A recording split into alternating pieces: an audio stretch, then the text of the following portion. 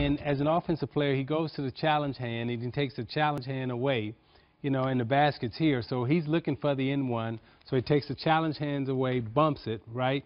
And then you get the basket. And I don't think he was trying to elbow him in the face, but as you can see, he takes the challenge hands away, gets the bump, and that's the N1, but the elbow inadvertently, I think, hits him in the face. But I think as an offensive player driving to the basket, you always go for that challenge hand to try to get it out of the way, boom, hit, that's the N1, now you can come back and lay it up. Now his left arm happened to be the one that was closest to the basket, and I think that inadvertently hit him to the face. But I don't think this was intentional at all. What do you teach players when they go to the basket? When there's a shot blocker, a guy challenge you at the rim, I was always taught, take the ball, take that elbow, and go at his chin. Not to hit him, but it's a natural reaction when someone comes to that ball at your chin, you're going to do this. Sam, I wasn't taught that. Well, no, I had to have some moves, to trick him. I had to have some of the tricky stuff. I wasn't big like you where I could just go boom. If Melo would have took his hand off the ball, his left hand off the ball, and then cleared out or brought that left hand down, to me it's almost impossible. Look, they're giving us too much credit as athletes to have two hands on the ball, to move the ball in midair, and hit a guy purposely in the face with an elbow and make the shot. Now if he would have hit him with the elbow and the ball and threw the ball down to the court, that's different. But the fact that the contact was made and he still finished, to me, look, it's a tough play. I understand why you want to protect the players he got hit in the face, but sometimes in a basketball game, inadvertent things happen. And to me, it was just unfortunate for Nurkic that he got hit. And to me, it shouldn't have been a flagrant two. And you can tell by the reaction of Nurkic or any of the other players out on the floor. No one looked at that as, anything other than like, it was just an unfortunate play.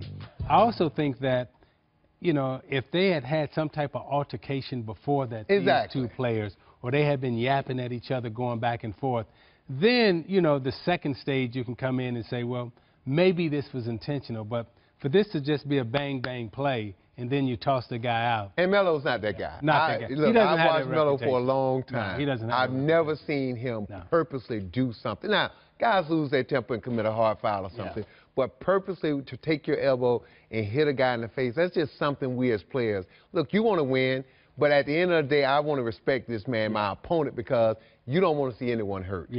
Well, the significance of that play, Melo gets ejected.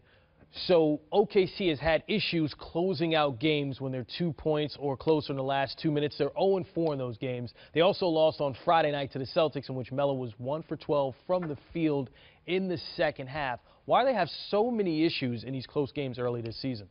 Well, I think definitely we're dealing with a short sample size, or a small sample size here. So we can't say that this is going to be a year-long problem. However, it is something to, keep your eye on. But you would expect this team, with this amount of talent, at the end of the game, because of the newness of everyone, they don't know exactly where to go to, who's going to take the shot, what play to run. These are all the things that they're figuring out right now. And Sam and I think we talked about this at the start of the season. The more established team that have had a training camp, been together for a long time, have some consistency, they know what to do in the last 2-3 minutes of the game.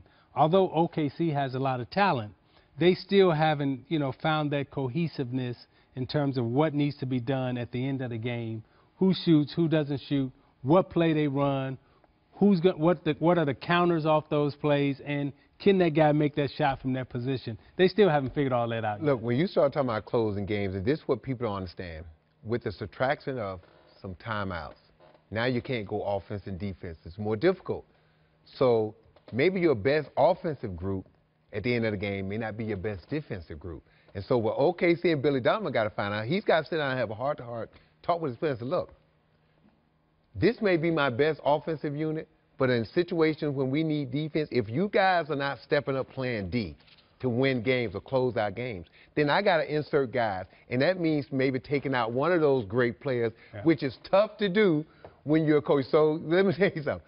You got to have a system defensively at the end of the game that those three players can operate in, because Isaiah knows this. We can all talk about how great they are offensively. They are. But at the end of the day, if you're going to win the championship, you got to be, you don't have to be one of the best defensive teams from start to finish, but you got to be able to get situational stops. And at the end of the game, you got to get stops, you got to rebound the basketball. And what Billy Donovan's got to have that tough conversation with his players. If you guys are not getting it done, this group, this great offensive group, then I'm going to have to insert some guys who can on the defensive end to close out games. You know what, Sam? That reminds me of, you know, Mark Aguirre and Dennis Rodman. And if any of you ever watched the 30 for 30, there's a small snippet in there where Rodman is on the bench and Chuck wants his best defensive team in, right? But we in an offensive set. But Chuck is thinking like, okay, we got to get a stop on the other end. So Rodman is on the bench, you know, and Rodman is saying, I'm not supposed to be in the game right now.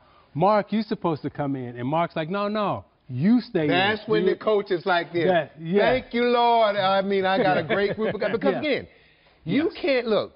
You can say what you want, but it's hard to look down there, look at that game and pull a Paul George or a Carmelo Anthony or and Mark Russell Aguirre Westbrook was an all-star. out of the game. And he was like, no, you stay. Unless one of those guys said, look, I know I'm a great player. I know I'm a future Hall of Famer. But in this situation, we need this guy in the game playing defense on this guy because it's going to make us better. Now, that means making the ultimate sacrifice. That means knowing and admitting who you are as a player.